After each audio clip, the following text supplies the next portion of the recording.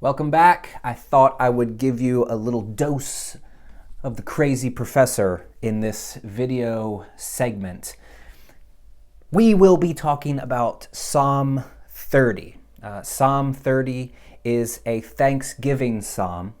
And if Tessa can give me a little bit of help here, in the sermon that I did last week, I talked about the Psalms of orientation, disorientation, and reorientation. In other words, there's a way to sort of categorize the Psalms that comprise the entire book into the categories of orientation, disorientation, and reorientation. What we have in the Psalms of orientation would be Psalms that praise God for who God is, and maybe some of God's great works in the past and creation and things of that sort. These are part of the Israelites' core testimony, their statement of faith, if you will, about who God is. The Psalms of disorientation would be the Psalms of lament, where the Israelites sort of have a bone to pick with the Psalms of orientation because their life is not demonstrating that core testimony to be valid.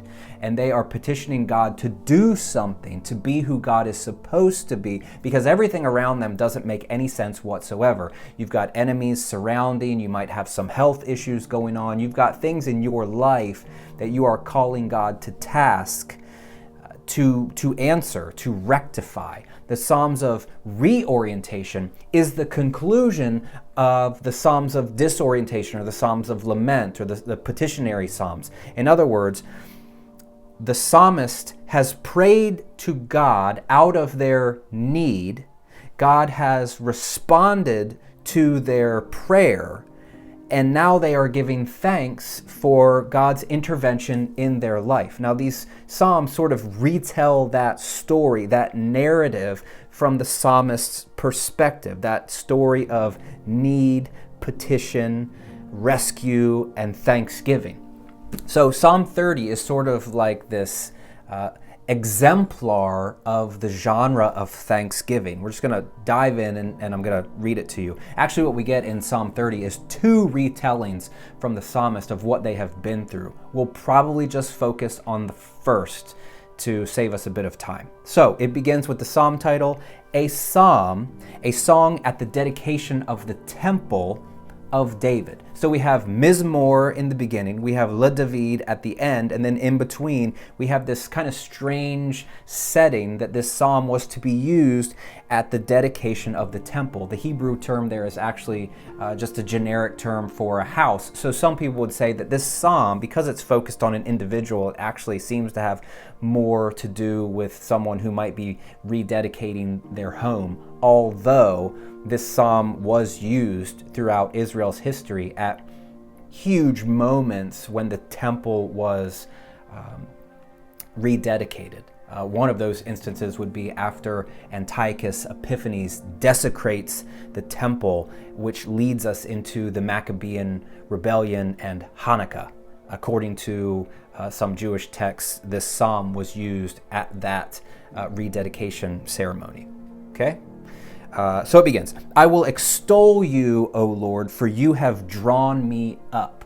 I don't want to get too bogged down in the details here, but there's some debate as to what this verb means here, you have drawn me up.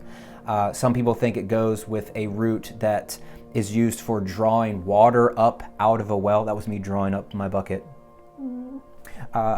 So some people think that that makes sense, and you'll see later that this psalmist is actually going to be brought up from Sheol. Same. So some people would equate those two things. It's late. I don't know. Just love me and support me. Okay, so some people would think that it's a drawing up term. Other people would think that it's actually a putting down term to give us the parallel of, oh Lord, you brought me down, but you didn't leave me there and let my enemies rejoice over me. Like this was a terrible situation that God sort of put the psalmist into, which opens up all sorts of theological issues for us. I don't think it would for an Old Testament audience, but for us it does. And then God has responded and not allowed the enemies to rejoice over the situation of the psalmist. Now, you can take that for what it's worth. The major translations seem to go in a different direction. They would say, I will extol you, I will praise you, I will put your name on high, for you have drawn me up, and you did not let my foes rejoice over me. O Lord my God, I cried to you for help. And now we're really getting into that narrative. I cried to you for help, and you have healed me. The Hebrew term there, rapha, it can refer to a physical healing, like someone who is sick is healed. It can also refer to more general restorations, whether they be emotional, spiritual, those sorts of things. It's really a widespread use of the term that could include many sorts of ailments. And this is a good thing because that means that we get to reuse this psalm in different situations. Like I have the shingles right now. So if the psalm was to say, you have healed me from the shingles, then that would sort of limit the scope of the people that can use that psalm in the future. But if it's just this general, you healed me, then any sort of person that's suffering an ailment of really any kind could come back and fruitfully and beneficially use this psalm in their own prayer life. O Lord my God, I cried to you for help, and you healed me, you responded. And what it looked like to the psalmist was, O Lord, you brought up my soul from Sheol. Do not equate Sheol with hell. Hell is a later concept that really has no place in the Old Testament whatsoever. This is going to be difficult for some people to wrap their brains around because we kind of import our systematic theology, the things that we believe, and throw it back as if those things have been believed for all of time. It's just not true. In fact, resurrection was a term that only started to show up, or a concept, I guess I should say, that only started to show up in the very late stages of the Old Testament period. We've got a text in Daniel, we've got a text in the later portions of Isaiah, which most scholars would say are written late. It's not just the later chapters, but it's a late text. So resurrection was something that was being processed over time, and it's the same with hell. Basically, Sheol was a holding place for the dead. This is where everyone went, wicked, righteous. It did not matter. You ended up here. So throughout the Old Testament, what you wanted to avoid doing was going to Sheol before you should have. In other words, you wanted to avoid an untimely or a young death. Let me read you some lines from an Old Testament scholar named John Walton. He says, everybody goes to Sheol. It's not just a place where the wicked go. He says, neither Sheol nor the pit should be thought of as hell. The former is a Hebrew word for the netherworld. That's Sheol. And the latter, the pit, might likely describe the pile of bones at the back of the rock-carved tombs that were used for family burials. He goes on to discuss another term here, but he comes back and says, if hell is a place of punishment, the Old Testament has no such concept and no words to convey it. So in this text, what we have here is the psalmist saying, my situation is so bleak that I am experiencing death here and now, and I am in the process of descending into the netherworlds before my time. And Yahweh, because he has responded to me, has drawn me up from Sheol. He has drawn me up from the place where the dead reside. It says he's restored me to life. He's resurrected me, if you will. He's restored me to life from among those gone down to the pit.